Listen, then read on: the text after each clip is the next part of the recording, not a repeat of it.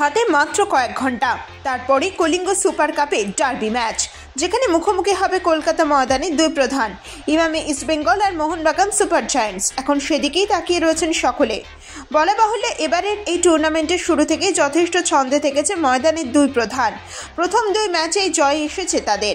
বর্তমানে 6 পয়েন্টেই রয়েছে দুজনে। তবে গোল পার্থক্যের দরুন গ্রুপ পর্বে শীর্ষস্থানে রয়েছে ইস্টবেঙ্গল।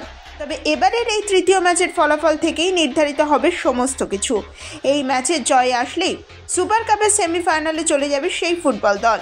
তবে মোহনবাগান সুপার জায়ান্টস দলের কাছে এই ম্যাচ জয়ের জন্য আবশ্যক থাকলেও ডার্বি ড্র করলে বাড়তি অ্যাডভান্টেজ পাবে মশাল ব্রিগেড। তবে বর্তমানে জাতীয় শিবিরের দায়িত্ব পালন করার দরুন ডার্বিতে অনুপস্থিত থাকবেন একাধিক দাপুটে ফুটবলার। মোহনবাগানের 7 ফুটবলার এবং ইস্টবেঙ্গলের 2 ফুটবলারকে দেখা যাবে না টুর্নামেন্টের এই হাই ভোল্টেজ ম্যাচে। তবে মনে করা হচ্ছে যে মোহনবাগান দলের বর্তমান দায়িত্বপ্রাপ্ত কোচ আন্তোনিও লোপেস হাবাস হয়তো উপস্থিত থাকবেন এই ফুটবল ম্যাচে। তবে দল পরিচালনার দায়িত্ব ক্লিফোর্ড মিরান্ডার হাতে থাকলেও অন্তত সবুজ মেরুন দাগ আউটে হয়তো দেখা যাবে তাকে।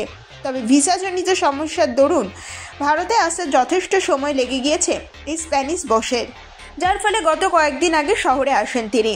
এরপরেই ভুবনেশ্বরের সোজা দলের হয়ে হোটেলে যোগদান করতে দেখা যায় বাগানের বর্তমান হেড স্যারকে, যা দেখে অনেকেই মনে করেছিল যে এবার ডার্বি ম্যাচে হয়তো দলের সঙ্গে তাকে দেখা যাবে, কিন্তু তা আর হলো না।